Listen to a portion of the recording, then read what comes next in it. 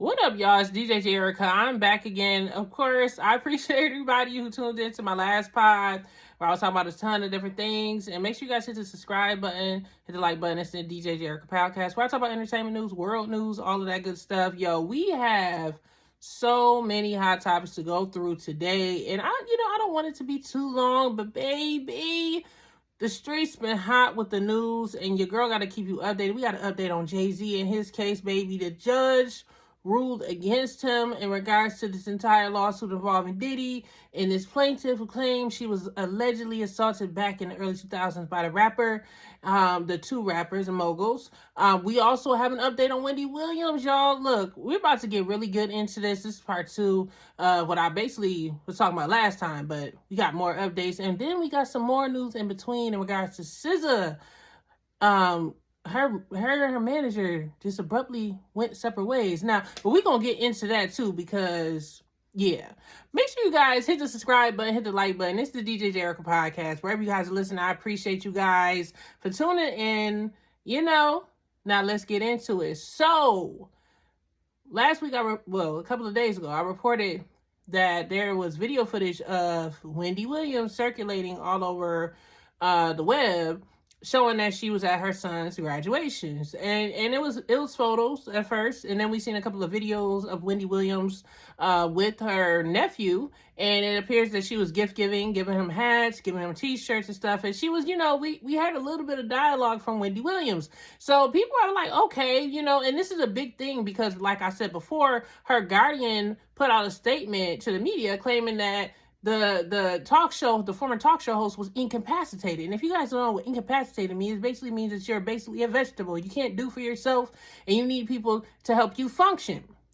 We see Wendy Williams at her son's little Kevin Jr.'s graduation from college. He's supposed to get his law degree, and lo and behold, and we're happy about this, right? We're saying this in a happy way.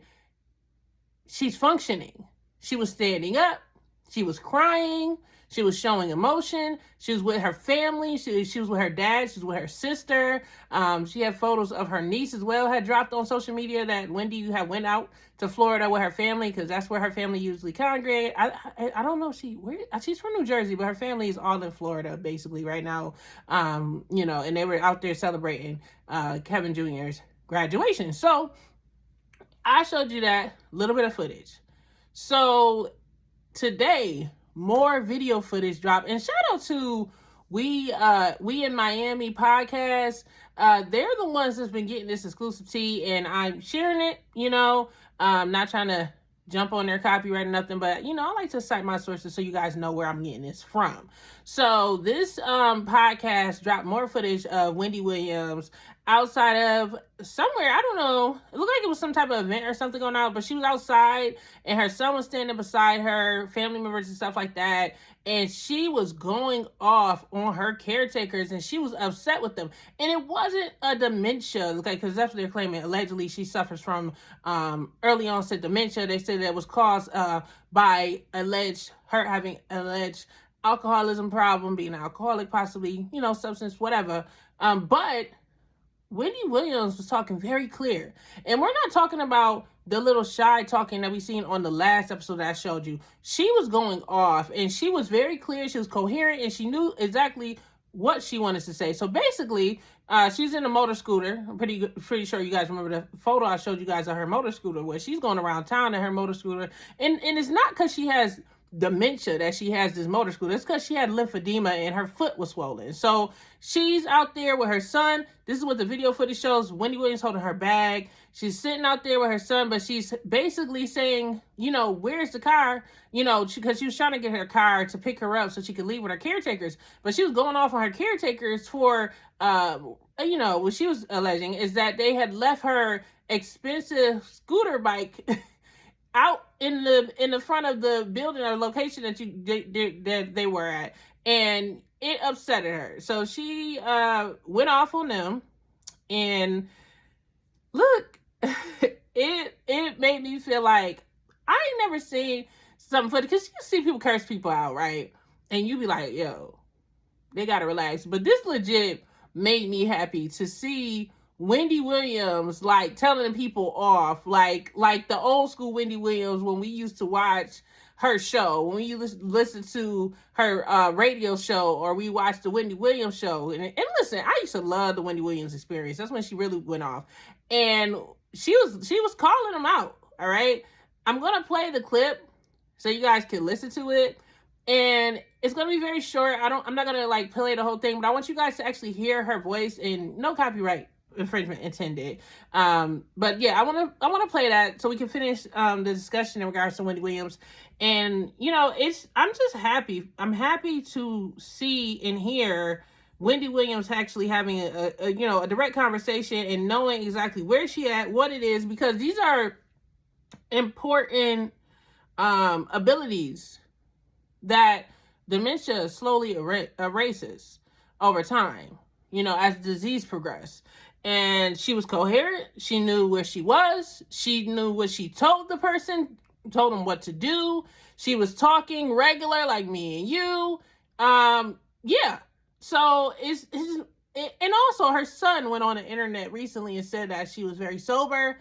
And, you know, we're going to get into that, but I'm going to play the clip so you guys can listen to this right here.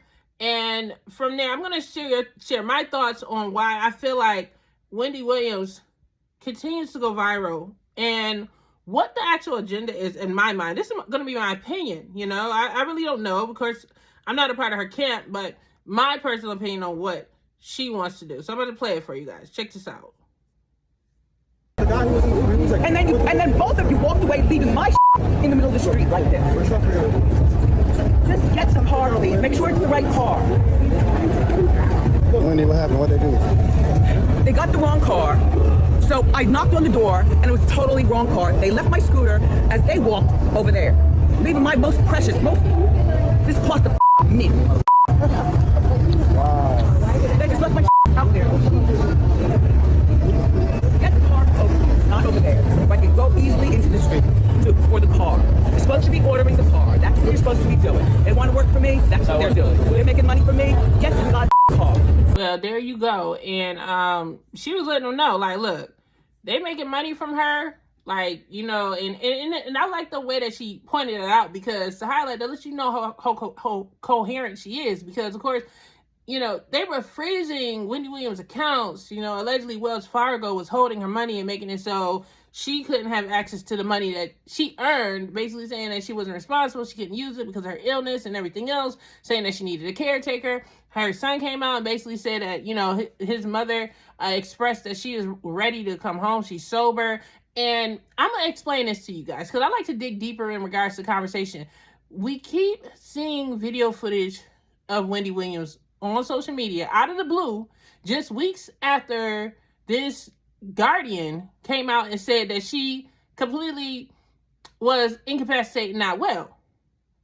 Well, could it be that the family is trying to show us footage of Wendy Williams so the judge and the people can advocate for her to be released from a conservatorship, guardianship, whatever she's under right now, and also make it so she could go home to her family and live a normal life, even with her condition? That's what I'm thinking is going on. I don't think it's a coincidence that every time we look up, Wendy Williams has been going viral out of nowhere and these video footage coming out, and it's coming from the same place. So the person who posted it on We in Miami podcast, he clarified that, of course, he asked her, like, what happened, Wendy? And she was explaining whatever, but he was documenting her entire experience while she was in Florida. And I think her family wanted to show the proof that, look, these people are taking advantage of her. And I feel like the way that she was just talking right now, you know, it seems that she was frustrated with the way that they were handling her. Their handlers, caretakers, whatever, was handling her. And she clarified, like, look, you guys are getting my money, taking it, spending it, but you guys can't follow a simple request that I'm asking. And it's a thing where I hate when someone has a disability or something like that, or a medical condition, where you have caretakers and healthcare workers, you know, trying to be lazy, trying to take advantage. And it could appear that way. It could be like a thing where you just feel like, well, she's not in her right mind, so I'm gonna get to her when I get to her. But see, Wendy Williams had to prove to you guys that she's in her right mind, and I feel like this is going to be the beginning of the change of power. Either that, or they're going to try really hard to make sure Wendy Williams stay in the care of the guardianship. If we're talking about a conspiracy, right? Because we can talk deeper than that. We can be like, yo, these people are trying to take her fortune, because Wendy Williams has worked her butt off, made millions of dollars, and she wasn't making just radio money. She made that TV money, right? I remember I watched the episode of The Breakfast Club, and Charlamagne the God always, he emphasized, there's a big difference between radio money and TV money, okay? And Wendy Williams was making not only radio money, but she made that TV money for at least 10 years, and she was the number one talk show, all right? So imagine how much money she has. You have residual checks, you have everything else, and there's always somebody that's willing to, snake in the moment that something is wrong, and it just comes off, and it appears that way to me. Now, they may have her best interests in mind, but I don't understand, if that is the case, why has it been so difficult for her family to be able to interact with her? But I'm glad to see that it's happening now. And I feel like what they were doing, right, because his graduation happened sometime last week, I believe. I think they were trying to get as much footage of her while she was out and about, just in case they try to pull the wool over their eyes again as the family, and try to say, oh, your mother's not well enough to do this and this, or this and this. They could take it to the courts and say, hey, I got video proof. Lil Kev can go up there and be like, yo, I got video proof footage of my mom being very coherent, knowing exactly what's going on. You guys can't keep playing these games with me, saying that she's just out of her mind, basically. And I think that's the situation. Are you guys excited? I know it's a bunch of Wendy viewers out there. It's probably watching this. You guys like media. You guys like urban stuff. So I'm pretty sure if you guys are watching me, then you guys originally was watching her, just like you watch all the other urban bloggers and talk show reporters, whatever we are here on this YouTube, whatever platform we're on, right? I want to hear your thoughts about this. Do you guys believe in my theory? I just feel like that's the case. I feel like her family is trying to, say it without saying it. Like, these people are playing games in our face. They're playing games with my mama. They're playing games with my auntie, my daughter, Wendy Williams. And I'm not saying that she don't have a condition, but I feel like they're trying to make it seem like it's worse off than what it already is, what it progressed to. She may have been diagnosed with it. The doctors wrote off and said she was diagnosed with it. I can't sit here. I'm not a medical professional. I'm not a fool neither, right? So it can be very much a situation that they're saying that it is. A family said that she's not well, this and this, but it could be a thing where there's a miracle happening. And I believe in healing. I believe in healing. And I believe if you take your medications, if you're getting the proper rest, anything is reversible. Other people, they don't believe that. And of course, there's no cure for Alzheimer's or dementia, but could it progress slower than it should? Yeah. And I believe there's certain diseases you don't have any cure for. But if you take the proper protocols, you do what you need to do, and you're engaging properly, because the thing that makes you deplete faster when you have something like that is not engaging with people. It makes your brain turn into mush. It makes it so you're not knowing what's going on. You need family around to keep you sharp and make sure that you can focus, and you're taking your medications, you're doing the things that you need to do so you could be more of yourself as long as possible. So I'm praying that the judge over Wendy's case and her guardianship sees this video and reconsider this entire thing where she's basically not allowed to be around her family. Because what I just seen, and I'm pretty sure what you guys just saw, it wasn't giving incapacitated. It was giving regular Wendy Williams in more than one occasion. Because a lot of people say, oh, well, dementia patients, they can have good days and they can have bad days. They can have days they remember this and then there's days that they don't. But it's been multiple videos of Wendy Williams out and about, and she seemed like she knows exactly what the heck is going on.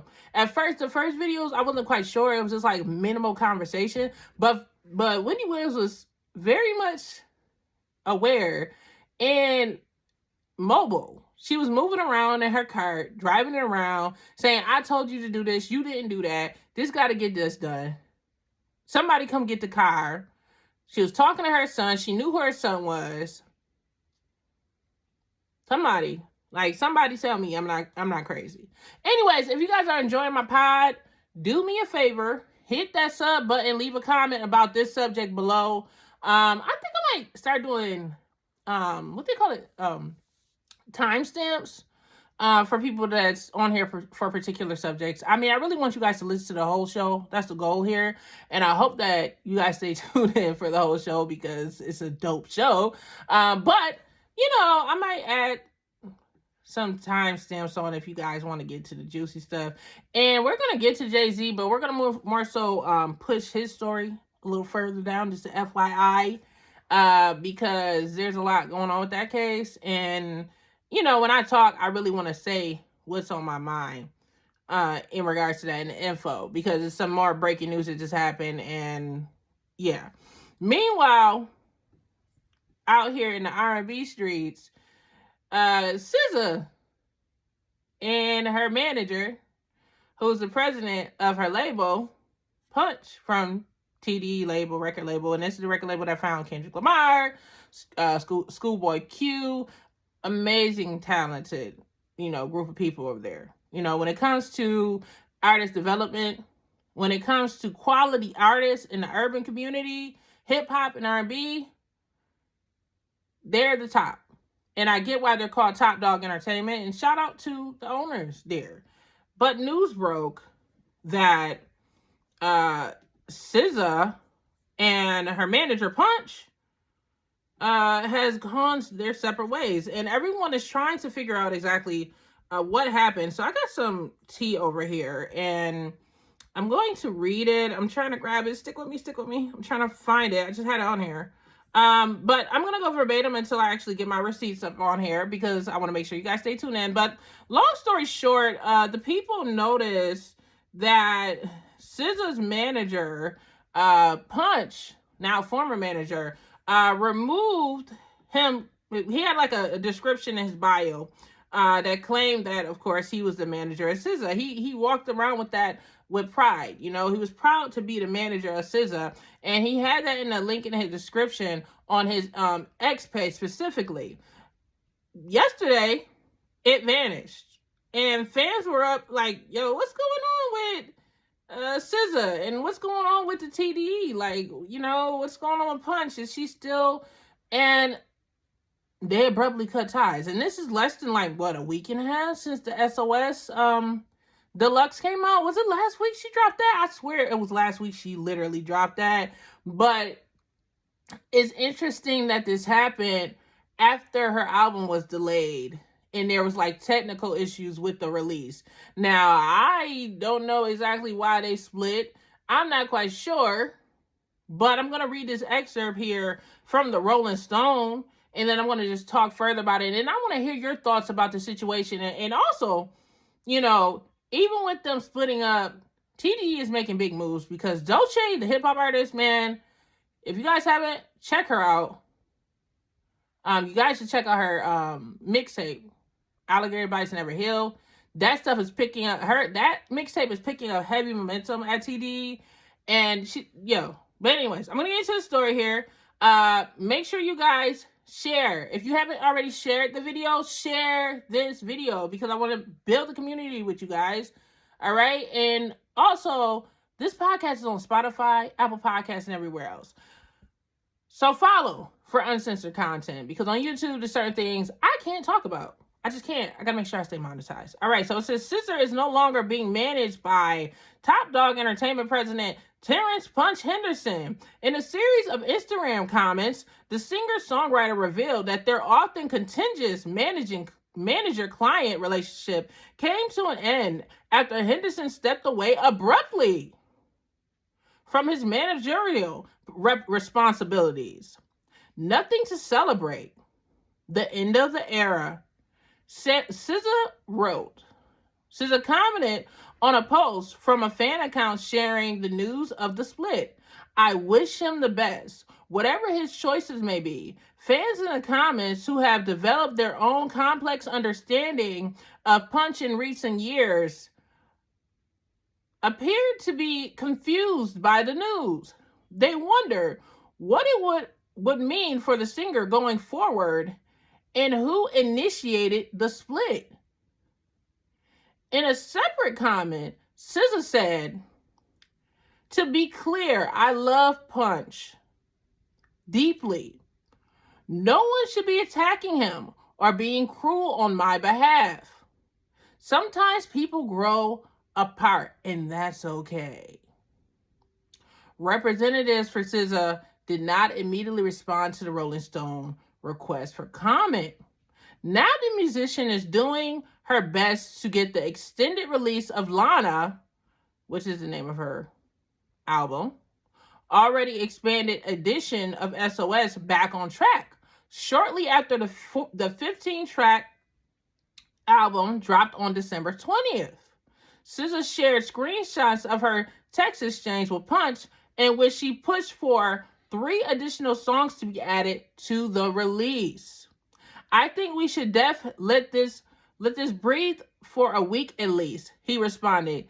Give it to them for New Year's or Christmas. SZA caption, King be kind of finna let me purge it all. Okay, yes, I'm secretly begging for more than this. Laugh out loud. Everybody say thank you.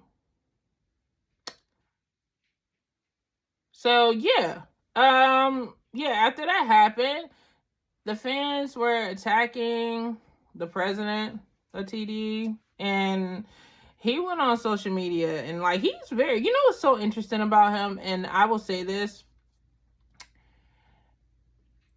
he's not like the other CEOs, in my opinion. He really lets his stars become stars, you know, and that's what I will say about him from my observation. I don't think he's fame hungry. I think he really wants to see the people around him successful. And you can tell by the artists and how they progress at a record label on whether the leaders or the CEOs really want them to do well. If you understand, do you catch the drift with that?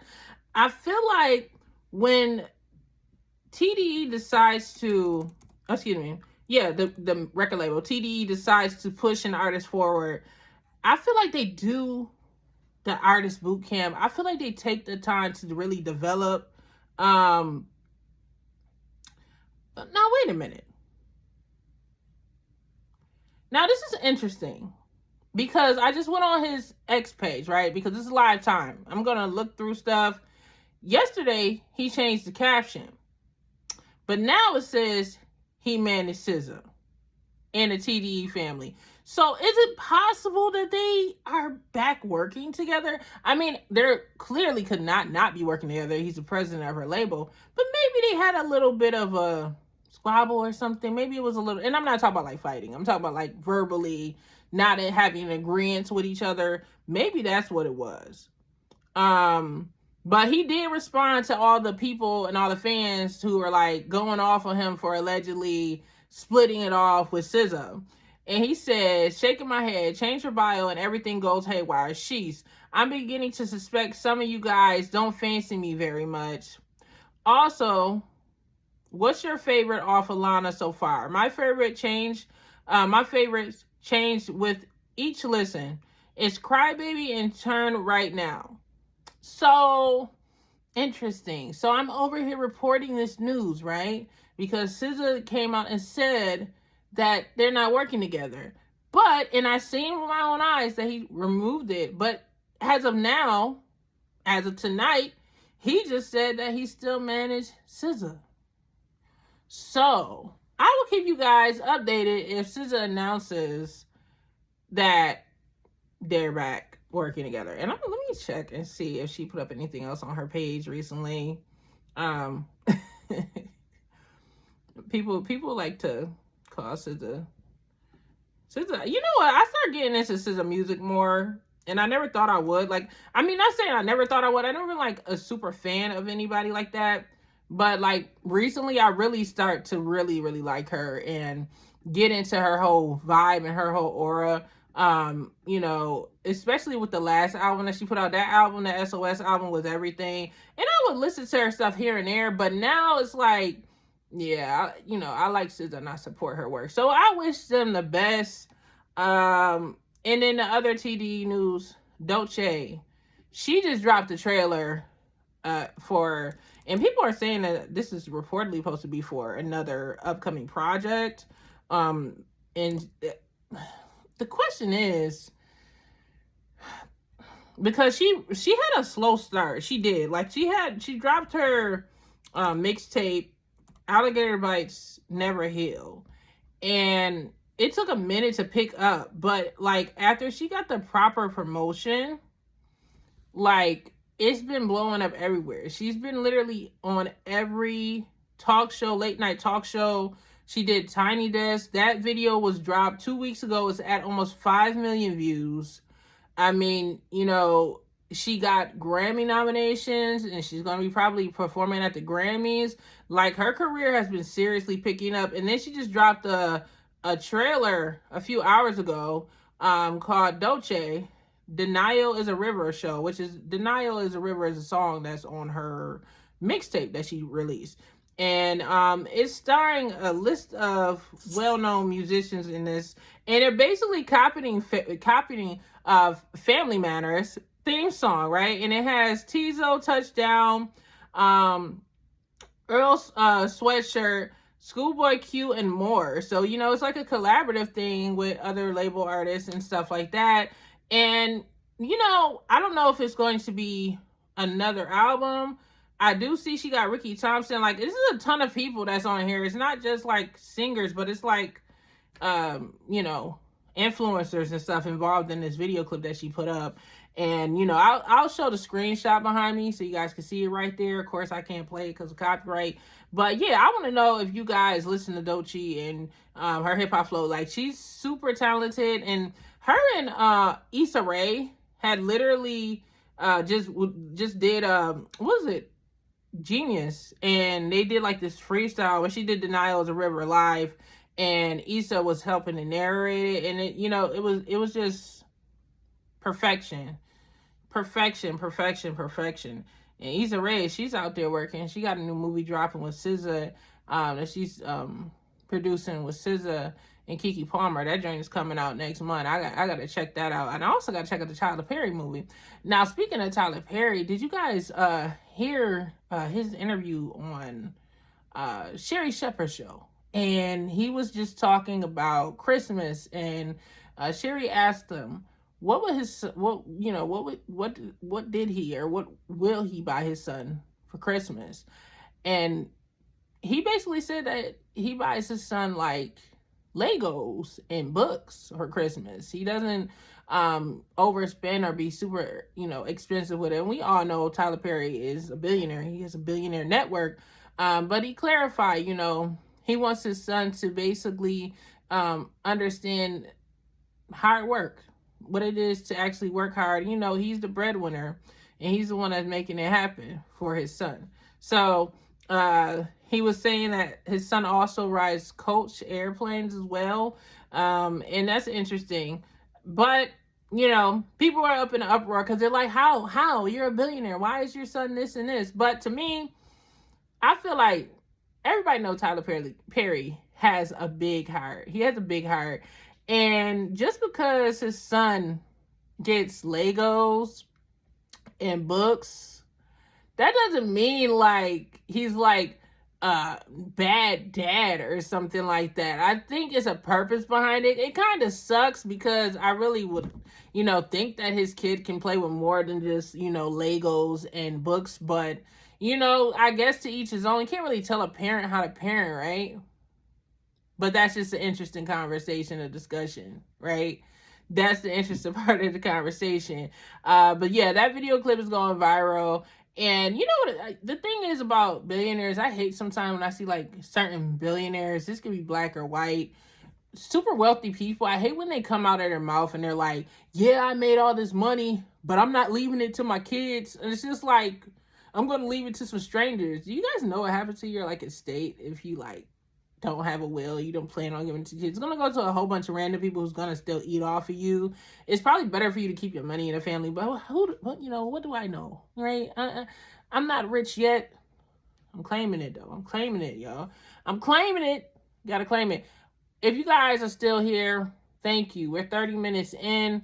Make sure you guys share this video as many places as you can. Let's talk about Beyonce. We're going to talk about Beyonce, then we're going to get into Jay-Z, right? So Beyonce absolutely dismantled the Netflix app. She dismantled her halftime show performance. She shattered records. She slayed.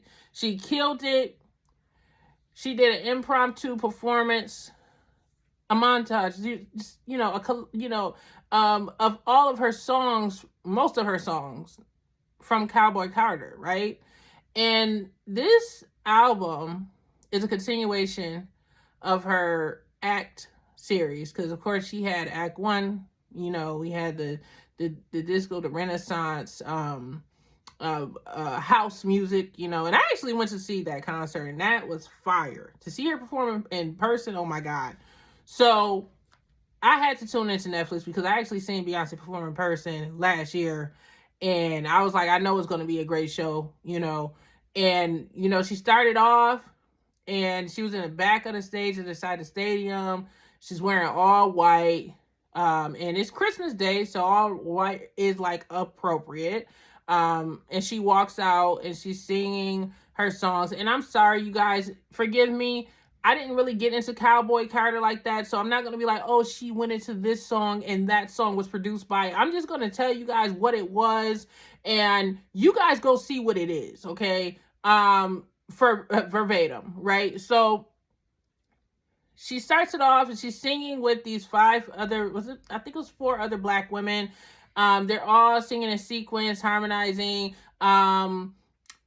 One of them was Tandell, and the reason why I'm highlighting her is because it was a comment that was on her X page that went viral. Basically, the person saying that she was going too hard wanting to work with Beyonce, and she was basically saying that one day she wants to work with her and she's going to be, going hard to do that. And this person was talking that, right? And then she actually performed with Beyonce right there at the Christmas Day halftime show for the Ravens and the Texans. And when I did the short clip, I was like, Beyonce, literally slaughtered her Super Bowl halftime show performance. And I was like, it felt that way. Everyone's like, I was like, why would I say that? But no, it really felt like it was a Super Bowl. I know it wasn't the Super Bowl, y'all, but it felt that way, okay? It made me, my mind lapsed because the performance was that stellar and so great that it felt like it was a Super Bowl halftime show performance. So anyways, back to what was happening. So, of course, she went through that sequence backstage. Then it stops. She jumps on top of the stage. I think it was like a truck there. She goes to the microphone. She does a little, break, 1, 2, 3 breakdown. She gives vocals. She jumps off. Then, you got a whole line of dancers. They all dancing. It's giving, what was that? Beachella vibes, She has a band there. Was it a band there? I believe it was a band there. Choir. It was just everything. She's just pulling out the whole stops, okay? And then she broke down into full-fledged, 8-step choreography. 1, 2, 1, 2, hit, 1, 2, thing. And I'm watching. I'm like, okay. And listen, I didn't notice Blue Ivy was literally right behind her that first time. See, I didn't catch on that Blue Ivy was there until they were on the field together doing the square dance. But then I had to rewind it back, and I was like, let me see this again. And I seen Blue Ivy was right behind her mom, a little higher up on the stands, dancing and hitting the exact choreography as Beyonce. Not the background dancers. It was like, yeah, this spotlight's for me and my twin. Okay, that's what Beyonce was on. And, Blue Ivy, she's only 12. And these are adults that's out there. Grown adults have been in the industry for 30-something years. So it was great to see her perform. And it's so cool to see, for me, seeing how Blue Ivy and Beyonce works together in the industry. Last week they just did the Mufasa movie, and both of them were working on that. And now they're performing on the NFL Netflix special together. And, I can't hate on it. It's a great performance, and it shattered. It broke records. And Cowboy Carter is now, again, in the top 10 on iTunes last time I checked.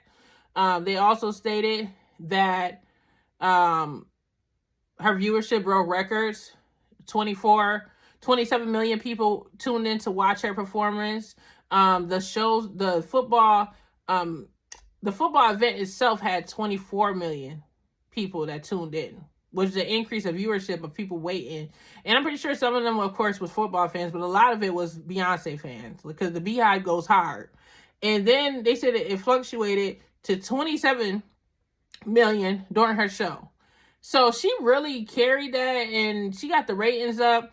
And now people are allegedly trying to do exactly what she did, and they're interested in getting this Netflix NFL halftime show performance slot. So it's now you got the doors open. You guys forget that Rock Nation is partnering with the NFL. So this was basically the Carters partnering with the NFL and Netflix.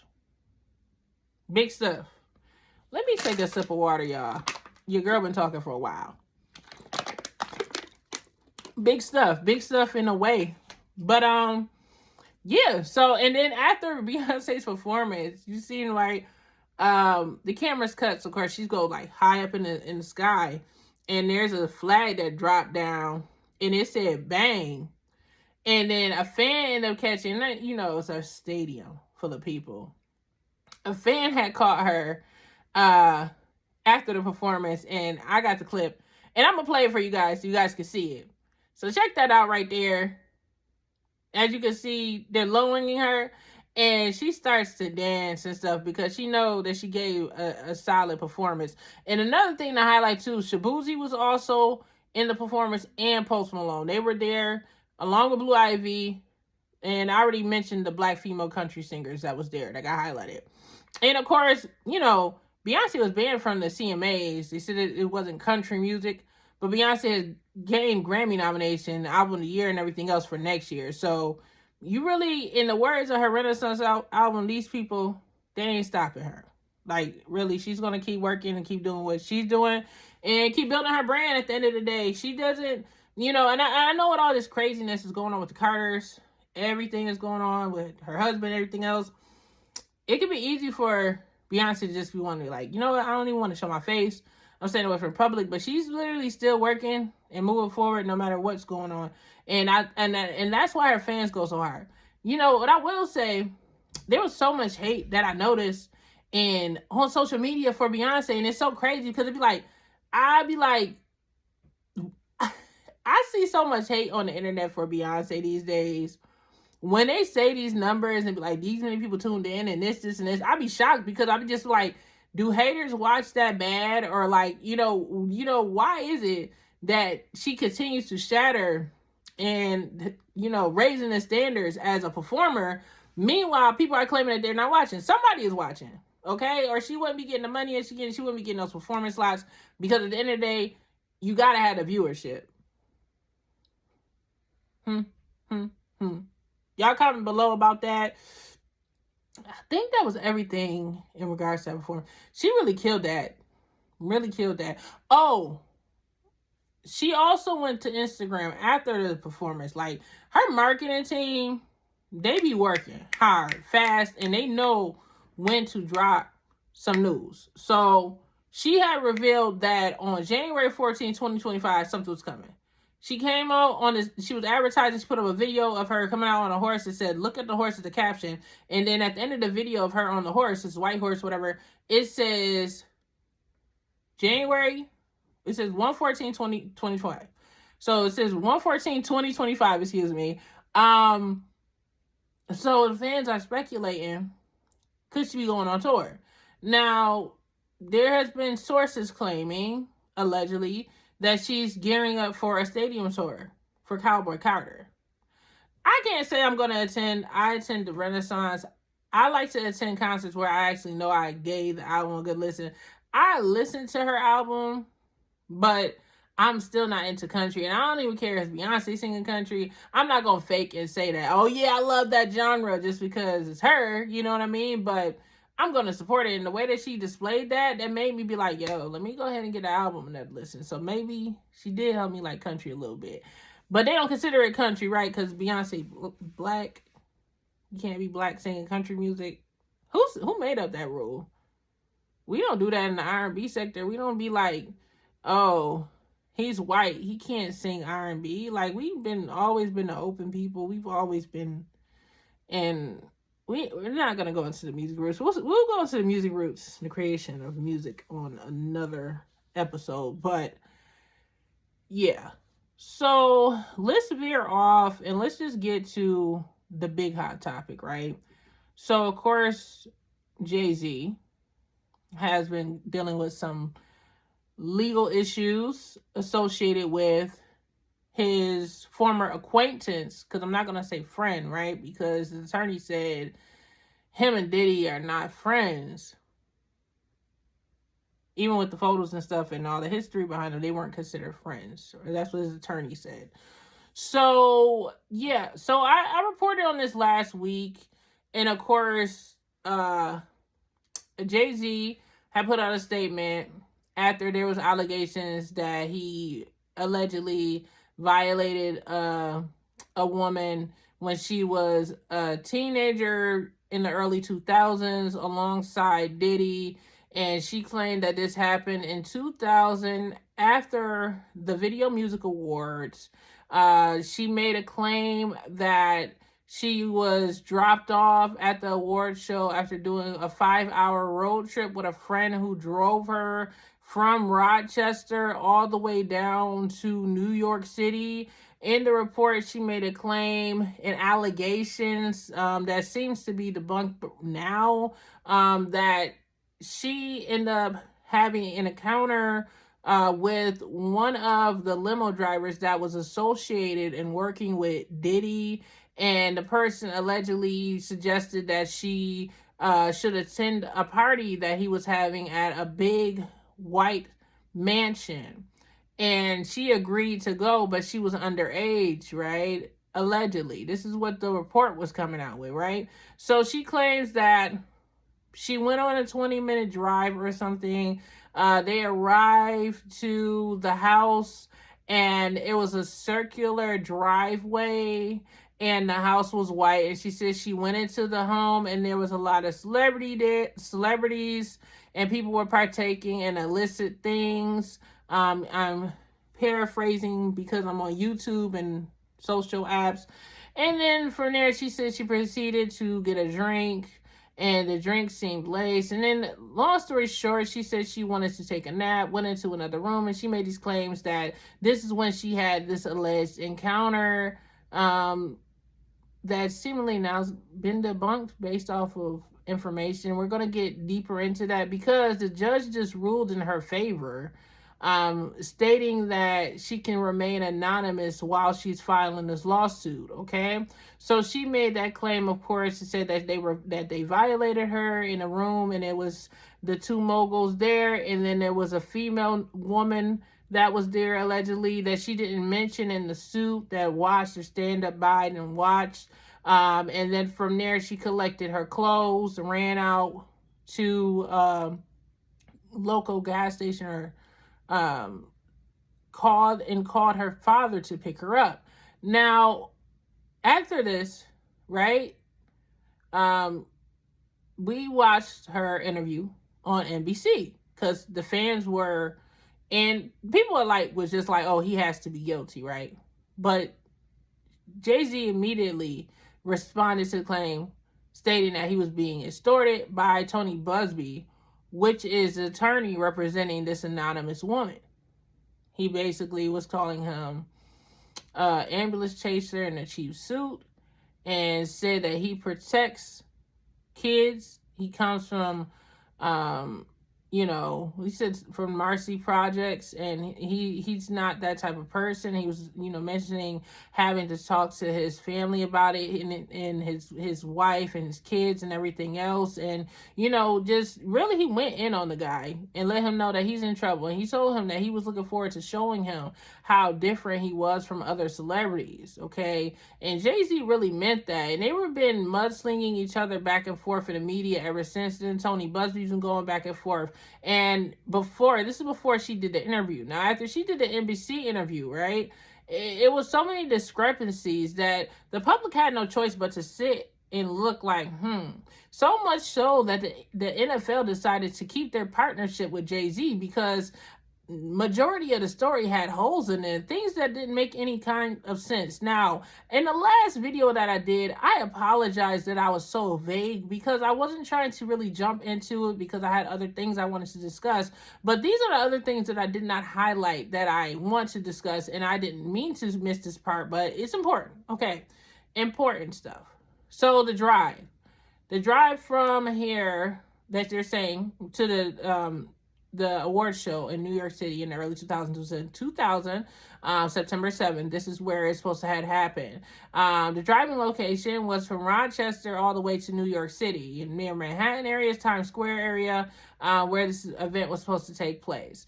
They're saying that the individual who drove her, right? Because the first thing you're going to say is, okay, you're saying that your friend drove you from Rochester all the way down to New York City for this event. Where is this person who did it? First thing that made people look a little sideways is that the person she says allegedly drove her is now deceased. And, people can't, clearly everyone dies, but that was the first thing. The second thing that made people say, okay, side-eyeing, because at first I mentioned that, according to the Breakfast Club, Lauren LaRosa, she went down to the press conference, and his attorney was reportedly, allegedly stated that there was certain things that she mentioned, saying that there was jumbotrons inside of or outside of the MTV Music Awards that year, but there wasn't one at the actual event. And there was some other discrepancies that she mentioned that they were like, no, that's not adding up. That's not making any sense. Based off of what she's saying, 2 and 2 isn't adding up. Now, the biggest part that I want to highlight is the fact that her father came out and said he didn't recall it happened, or him coming to pick her up after her being allegedly assaulted. So it's like, okay, you can still try to find some correlations if, okay, well, there's no jumbotron. She could have forgot that. That was a long time ago. You could have found some type of discrepancy in regards to her friend passing. Like, well, it's not that person's fault. They passed. Another thing was also, there was a performer as well, okay, by the name of Benji, and he was mentioned in the lawsuit, and she was claiming that she, I think his name is Benji Madden. She said that she had spoke with him or hung out with him at the award show, and his representative came out and debunked that claim and stated he was on tour, and there was proof of that he was on tour the day of the VMAs, and he wasn't even in New York. So that also made everybody be like, okay, that's not adding up neither. And then the last part is the father saying he doesn't remember, because it's like, could the father have Alzheimer's? Could the father have a medical condition that made it so he can, his memory could get lost? It's been 20 something years, possibly, but what is the likelihood of that? They didn't mention that. And also in her interview, she didn't say, yeah, my dad denied this, but he's not well, he has this and this. None of that information from what I've seen has came out. Okay, so all of that information led to the public believing Jay-Z. He kept his partnership with the NFL. Clearly, he's working actively for the Super Bowl halftime show and everything else. So the case is progressing. Jay-Z decided he wanted to file a defamation lawsuit against Tony Busby. And he also brought up Tony Busby having his own alleged case where they're claiming allegedly he gave a woman something. I'm not going to say it because of YouTube. I'm not going to say it out loud. But he posted allegedly gave a woman something. And, you know, he was basically, they're trying to say that Tony Busby was out here trying to hustle people and, you know, get fake stories on Jay-Z and extort him. So I'm going to read an excerpt from the Rolling Stone in regards to defamation. And then we're going to explain why the judge decided to rule in the favor of the plaintiff, saying that the plaintiff can remain anonymous while she's seeking justice in this lawsuit, you know. So I'm going to read it, and you guys can, you know, just follow me. I'm going to it. Jay-Z ramped up, and this is what I'm reading is this defamation part. This is defamation, and we're going to go to the court hearing today. It's a lot, so stick with me. Okay, Jay-Z ramped up his scorched earth defense against the accusation that he blanked a girl with Sean Diddy clothes in 2000. The woman is suing with her lawyer, suing the woman's lawyer, Tony Busby, for defamation. The Roc Nation mogul, whose real name is Sean Carter, vehemently denied the Jane Doe heinous accusation, and his high-powered attorney, Alex Spiro, laid out a defense that highlighted inconsistencies in the woman's complaint. This is utter falsehood, Spiro said. Combs' lawyer also denied the woman's claim, saying that he never blanked or affect, I'm trying to paraphrase, anyone. I'm just gonna edit it out. Okay, so it says he's never sexually assaulted or trafficked anyone, man or woman, adult or minor. While Carter's team fights to dismiss the woman's case in New York, the rapper has directed his fury at Busby, a media-savvy national trial attorney who positioned himself at the center of the civil litigations against Combs, claiming to represent more than 120 alleged victims. Busby also vowed to go after other high-profile celebrities whom he claimed were involved in or complicit in alleged abuse. As Busby began filing a series of lawsuits against Combs in October, Carter claimed that Busby sent him a demand letter on November 5th that he felt was a thinly veiled blackmail attempt. In response, Carter filed an extension lawsuit against Busby as John Joe on November 17th, later confirming he was the plaintiff when he was named in Jane Doe's complaint on December 8th. Last Friday, Carter's lawyers added a defamation claim to the lawsuit, revealing more details about the demand letter and taking aim at Busby's reputation, according to court documents obtained by the Rolling Stone. Y'all, this is getting crazy. Viewed in the context of Busby's prior statements threatening to file criminal complaints against and publicly shame a long list of celebrities, the message in the extortion demands was clear: pay up or face criminal investigation, extraordinary reputational harm, Carter's lawyer argued in court documents. Carter claims Busby's demand letter only gave a 2-week window to commit to the confidential mediation regarding the alleged male and female victim who claimed they had been drugged and raped as minors. It has been my experience that when someone does this to a victim once, the likelihood is that they have done the same or similar things to others, Busby allegedly wrote in a letter bolding the statement. Busby clients were seeking something of substance by way of settlement, Carter's lawyers allege.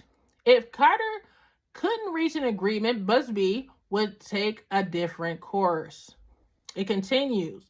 In short, defamation placed a gun to Mr. Carter's head, the lawsuit state. They were demanding that Carter either A, pay something of substance to stop the defendant from making public or wildly false allegations of actual thought that would subject Mr. Carter to irreparable harm to his reputation, family, career, and livelihood, or endure the financial or personal ruin. or endure financial and personal ruin. The defendant's statement and correspondent made it clear immediate extensive threat of exposure if Carter failed to pay. So this is a long article. And let's get into the defaming part. So Carter's attorney claimed that Busby began defaming Carter back in October, accusing the attorney of going on a media crusade to threaten and intimidate anyone who may have ever come into contact with Combs. They included screenshots of Busby's social media activity, including him liking a post speculating Carter was involved in Combs' alleged assaults. His attorneys also zeroed in on TMZ's article from December 10th, where Busby indicated that his client might file a criminal complaint against Carter in New York. There were no idle comments.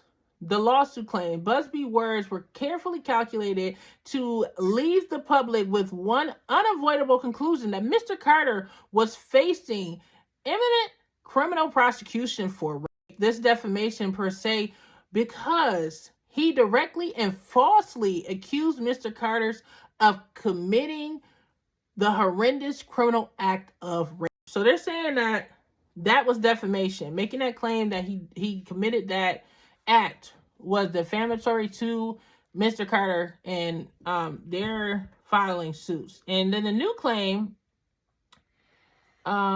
is patently vigorous and will be dismissed. Busby wrote as a response, "I've never said a word about him. This is another attempt to bully and intimidate me, and it won't work." So this is the information that we have. So Jay-Z have filed that earlier in the week, and they were sending multiple letters to the judge in this case in regards to the filing. Of course, this is being processed in the Southern District of New York.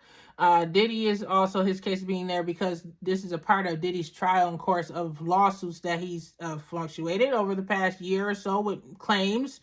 So since then, they've been pressuring for the judge to respond. Allegedly, his attorney has been working vigorously to get a response, to have a motion to dismiss the case, possibly. But the judge denied the request because what they really wanted was they wanted the woman to reveal her identity because she's been filing anonymously, and the judge in the case decided not to allow it. And I'm going to read that information to you guys. Just stick with me. So Judge Torres, she ruled on the case yesterday, because this is when you guys are going to get it. She ruled on the 26th that the plaintiff can keep her anonymity and she does not have to reveal who she is, because their goal overall was to try to unveil who is the person who did the claim. And she was on national TV, but she remained anonymous when she did her interview. Now, there were several reasons why the judge decided to rule in the plaintiff's favor.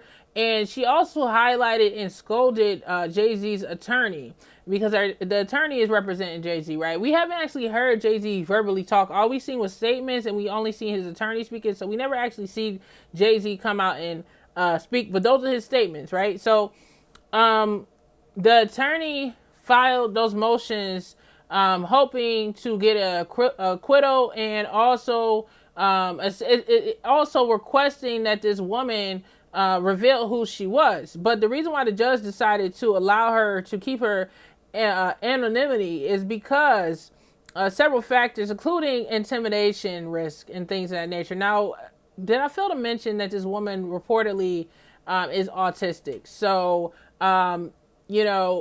she may be a person who would be susceptible to some type of harm done to her.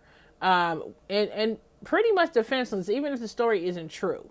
So, from what I'm reading over this case, they highlighted, all right, factors 1, 2, 4, and 7, okay, which strongly ruled in her favor to stay anonymous while filing the suit. Now, let me explain this to you. Motion 1 is whether the litigation involves matters of highly sensitive and of personal nature. In this case, it is an alleged violation case, and I'm going to say violation, right? And so that makes it so she could possibly remain anonymous based off of that alone. Another factor as well, which the judge highlighted, is whether identification poses a risk of retaliatory physical or mental harm to the party seeking to proceed anonymously, or even more critically, to innocent non-parties. So that's also a big factor in this situation as well. She also highlighted, did I say number 4? The number 4 reason, whether the plaintiff is particularly vulnerable to the possible harm of disclosure, particularly in light of her age. That was a big factor as well. Whether the plaintiff identified has thus far been kept confidential. So the judge basically used that, and that's a big factor in this paperwork. And I'm just going to go in layman terms so you guys can understand it, because it's a lot of legal jargon and all this jazz and stuff. But basically, another reason why the judge decided to rule in the favor of the plaintiff is because she has moved forward in the media as confidential, as anonymous, not revealing her identity. So Jay-Z's attorney highlighted that her NBC News interview is a big reason why she should be required to show her identity and reveal who she is. But the judge took that and swung that back and said that's exactly why we shouldn't know who she is, because when she did her interview, she remained anonymous. And for that, we're going to grant that. And also the factors of course, Diddy is involved in this lawsuit. He's the spearhead of this lawsuit, and Jay-Z was just added on to the lawsuit. Is, Diddy is currently in prison, and they're refusing his bail because he allegedly has a tendency of intimidating and threatening and possibly harming alleged witnesses and victims. So this is also a part of the consideration in regards to whether they want to reveal this woman's identity or not, or allow it. Now, for the motion right now, it's not saying that it's permanent, but it looks as if, as of right now, this woman can still keep her identity anonymous. Okay. And she's still claiming, even though she had a lot of holes in her story, she's still claiming and moving forward, alleging that she was indeed a victim of Diddy and Jay-Z. She never actually backed off of those claims, according to her attorney, Tony Busby. So, this is a big victory for her. And it's a shocking victory, right? And she also scolded Jay-Z's attorney as well, because a big thing that he did during the filing was try to highlight the flaws of the attorney. So it says, since Carter's attorney first appeared in the case 17 days ago, he has submitted a litany of letters and motions attempting to impugn the character of plaintiff's lawyer, many of them expounding or purporting urgency of the case. It also says requesting to be heard on an expedited basis, accusing plaintiff counsel of exploiting legal process and generating media attention. It also claims that, asserting that the plaintiff counsel seeks only to benefit himself. So she's basically trying to say that, he was filing these motions more so focusing on what's wrong with this alleged victim's attorney versus him having an actual filing of why it should be dismissed in a reasonable manner. And also she made claims that he was not allegedly filing his documentation in the proper code and proper protocol judicially. And he was not, he was expecting, I guess, some type of special treatment. But she said Carter's lawyer relentlessly filing of combative motions containing inflammatory language and ad hominem attacks is inappropriate, a waste of judicial resources, and a tactic unlikely to benefit his client. The court will not fast-track the judicial process merely because of the counsel demands, it says. Moreover, although Carter's attorney assails plaintiff's lawyer is having a chronic inability to follow the rules. Carter's counsel have failed to abide by this exception. A pre-motion letter is required prior to filing any motion. It continues. Although Carter's attorney stated he intended to file immediately a motion to state the first amended complaint under Rule 12, he did not give the plaintiff the requisites 5 business days to respond. Wait for the court to set a motion schedule or state whether any exception to the court individual practices applied. This is unacceptable. Counsel is hereby advised that any further motions filed in violation of the court individual practices may be denied on that grounds alone. Lastly, although Carter's attorney is entitled to file a Rule 11 motion without seeking leave of court, the court disagrees with this approach, and if he still intends to serve the plaintiff with this motion of sanction, the court denies his request and shortened safe harbor provisions contained. So she basically went in on this and basically went in on this attorney and said that he isn't following the proper protocols, the proper codes, and outside of them not granting it because of the safety of, their concern of safety for the plaintiff. And of course, the fact that she was already moving forward in the media as being anonymous. He allegedly wasn't following the proper protocols and the codes of the judicial system. So they're saying that Carter's motions to strike the amended complaint under Rule 12 is denied. And she wrote denied in big uppercase letters. By January 10, 2025, the plaintiff shall file her response to Carter's motion for an order directing the perseverance of evidence. And it says by January 17, 2025, Carter shall file his replies, if any. The clerk court is respectfully directed to terminate the motion at ECF number 3237, 40 through 41 and 46. So y'all, this is the gist of this motion that I'm reading, this court case document, and this is a big L for Jay-Z in this case, and it could be considered an L for Diddy as well, because now she can move anonymously and she doesn't have to worry about intimidation from any party if that is the case. Not saying that was the case for Jay-Z, whatever. But that's what it is. So this is the update that I have on the case. And we're just waiting to see how Alex Shapiro, Jay-Z's attorney, is going to fire back in regards to this.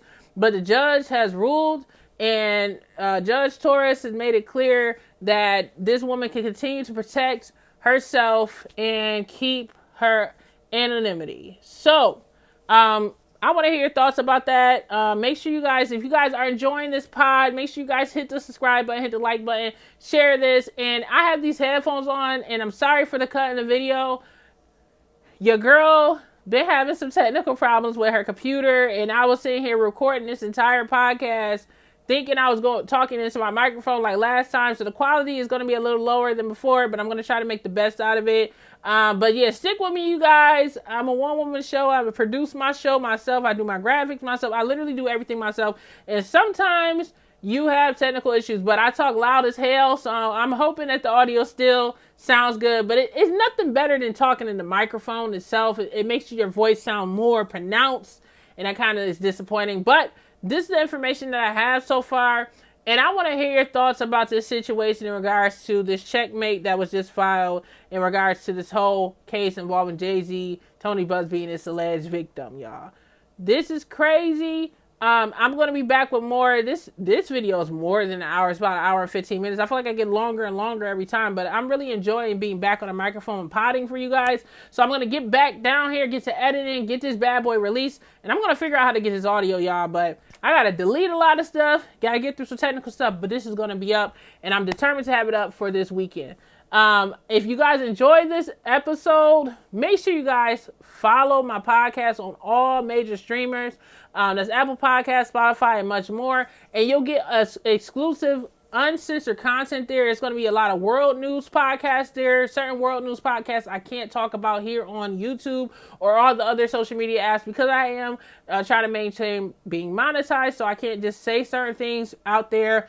But when I do have those stories out, release that information on shorts to let you guys know that I dropped it, so that you guys can know to go to the streamer and hear it there. So I will catch you guys on the next video. Subscribe, comment below. Much love. Peace.